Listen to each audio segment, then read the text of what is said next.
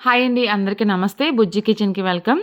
చాలా రోజులైపోయిందండి long videos పెట్టి. నేను రొయ్యల పలావ్ రాజుగారి స్టైల్‌లో చేశానండి. రాజుల స్టైల్‌లో చాలా వచ్చింది. పెద్ద రొయ్యలు తీసుకున్నానండి. 40 కౌంట్ రొయ్యలు తీసుకున్నాను. ఫస్ట్ మనం పసుపు, ఉప్పు వేసి క్లీన్ చేసుకొని వెనకాల బ్యాక్ పార్ట్ నరం ఉంటుంది కదండీ, బ్లాక్ నరం తీసేసుకోవాలి.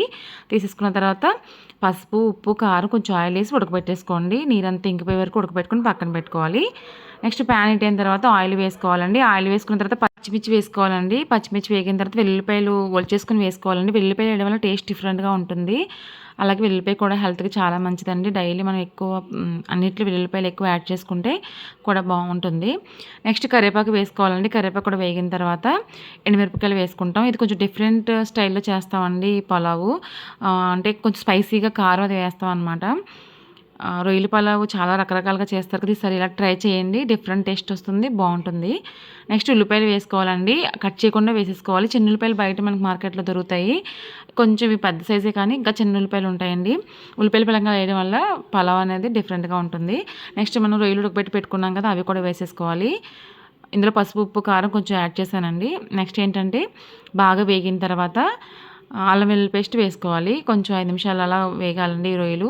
చిన్న సైజు కూడా బాగుంటాయి. ఎక్కువ రైస్ తక్కువ తీసుకుంటే రొయ్యల పలావ్ టేస్టీగా ఉంటుంది. నేను కేజీ రొయ్యలు తీసుకున్నాను.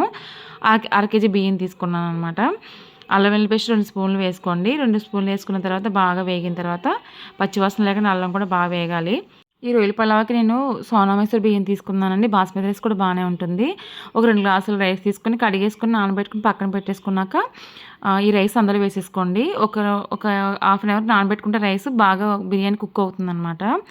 దీంట్లో ఒక స్పూన్ కారం వేసుకోవాలి. కొంచెం ఘాటుగానే ఉంటుందండి. ధనియాల పొడి, అలాగే మసాలా పౌడర్ కూడా నేను బిర్యానీ మసాలా పౌడర్ చూపించానండి. షార్ట్ వీడియోలో ఉంటుంది, చూడండి ఒకసారి ఎలా చేసుకోవాలో బిర్యానీ మసాలా పౌడర్. అది కూడా వేసేసుకోవాలి. అదొక 2 స్పూన్లు.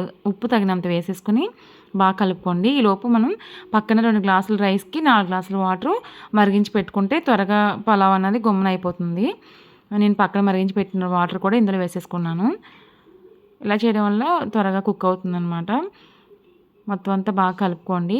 ఎక్కువ రొయ్యల క్వాంటిటీ ఎక్కువ ఉంటేనే బిర్యానీ అనేది టేస్టీగా ఉంటుంది. బాగా కలిపిన తర్వాత కొంచెం ఒకసారి చెక్ చేసుకోండి ఎలా ఉందో, అన్నీ సరిపోయిందా లేదా అని చెప్పి. నెక్స్ట్ ఒక 10 నిమిషాలకు ఒకసారి చూసుకుంటూ కలుపుకుంటూ ఉండాలి, లేకపోతే అడుగంటేస్తుంది. నా వీడియోస్ మొదటిసారి చూస్తున్నట్లయితే సబ్స్క్రైబ్ చేసుకోండి. లైక్ ఇవ్వడం మాత్రం మర్చిపోకండి. లైక్ ఇవ్వడం వల్ల వీడియో ముందుకెళ్తుందండి ఫర్దర్గా. థ్యాంక్ యూ సో మచ్ అండి. 500 దగ్గరలో ఉన్నాము సబ్స్క్రైబ్స్. నాకు చాలా హ్యాపీగా ఉంది. ఇంకా మంచి మంచి రెసిపీతో మేము ముందుకు వస్తుంటాను. ఇలాగే ఎంకరేజ్ చేస్తూ ఉండండి.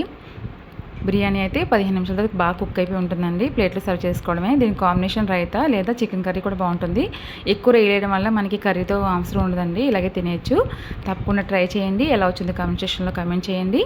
ఇంకా మంచి మంచి రెసిపీతో మేము ముందుకు వస్తుంటాను. కుక్కర్లో కాకుండా వేరే గిన్నెలో మనం బిర్యానీ చేసేటప్పుడు త్వరగా కుక్ అవ్వాలంటే పక్కన హాట్ వాటర్ మరిగించి ఉంచుకుంటే ఆ వాటర్ రైస్లో వేస్తే త్వరగా కుక్ అయిపోతుందండి. తప్పకుండా ఇలా చిట్కా ట్రై చేయండి. Thank you for watching. మళ్ళీ వెళ్తే మళ్ళీ కలుద్దాం.